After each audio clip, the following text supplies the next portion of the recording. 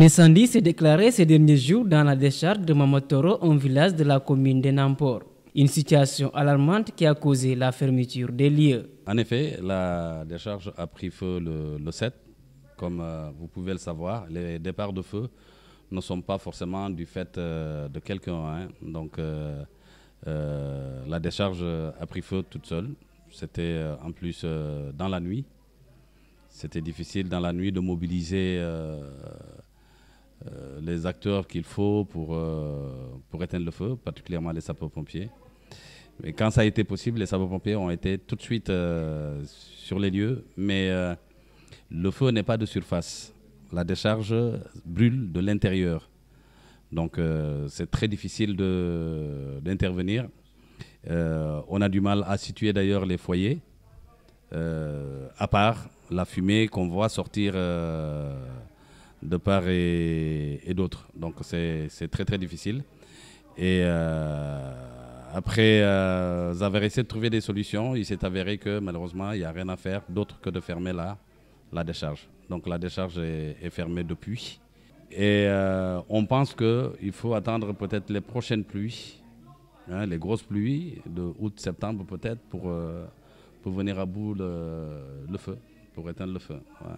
Pas question pour la commune de Ziguinchor de retourner à la situation d'insalubrité d'avant, d'où l'urgence de trouver un autre espace pour déverser les ordures. Aux abords de Ziguinchor, s'il faut commencer dans des négociations avec d'autres collectivités pour essayer de voir où est-ce qu'on peut trouver une carrière, tout ça, ça prend du temps. Et tous les jours, la commune produit 140 tonnes de déchets. Alors, du coup, les autorités municipales ont contacté Bignona. Le maire de Bignona, M. Bakary Diatta, a été très ouvert. Il a permis justement qu'on utilise la décharge de Bignona qui se situe vers Boutolat. Donc c'est peut-être à 3 km de Bignona. Si on a une trentaine de kilomètres ici, plus les 3 km après Bignona pour atteindre Boutolat, ça fait environ 33 km. Multiplié par 2, ça fait 66 km. C'est un gros problème. Quand on sait que les véhicules, au niveau logistique, les véhicules ne sont pas en très bon état et la RN4 est en réhabilitation, il y a des endroits qui sont très difficilement carrossables. Deuxièmement, c'est des coûts additionnels énormes de carburant. Donc on ne sait pas si nos budgets peuvent tenir parce que c'est un accident qui nous arrive et on doit être capable de faire face. Donc pour l'instant, c'est Bignona. Mais on sait aussi que ça ne va pas durer pour la simple raison d'abord que la décharge de Bignona, elle est dans une zone inondable pendant l'hivernage. Donc pendant l'hivernage, quand Bignona se trouve dans ce contexte, Sonaged récupère leurs déchets et les amène vers Ziguinchor. Bon, c'est quelque chose qu'on peut comprendre et qu'on doit accepter. C'est aussi ça l'intercommunalité.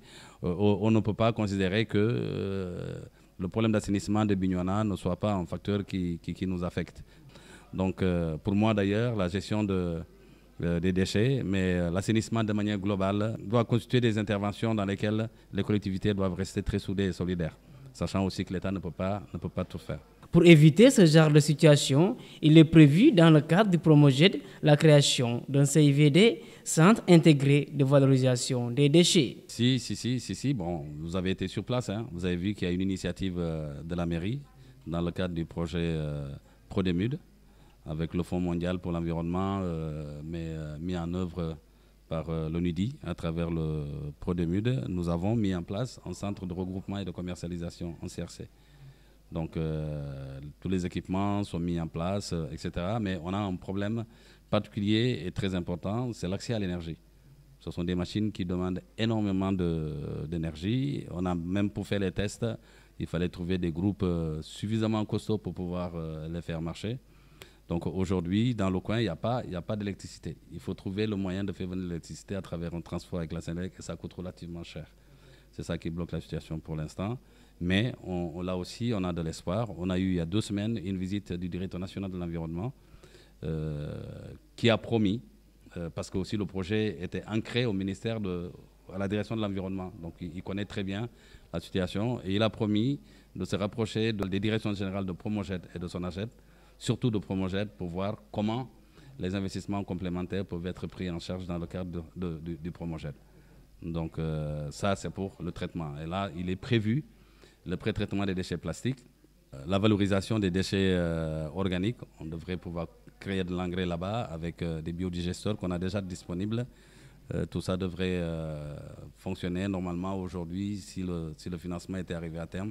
Mais le tout, c'est de savoir aussi que dans le cadre du Promoged, il est prévu la création d'un CIVD, c'est un centre intégré de valorisation des déchets, donc une usine plus grosse pour les déchets. Le CIVD va venir prendre en charge ces facteurs, ces questions liées à la valorisation des déchets, hein, dans le cadre du Promoged. Mais bon, si on pouvait avoir un coup d'accélérateur pour finaliser les travaux sur le CRC, ça nous permettrait déjà de diminuer le volume de déchets ultimes qu'on doit reverser dans les décharges. La commune de Ziguinchor est engagée à trouver une solution pour mettre sa population à l'écart de l'insalubrité.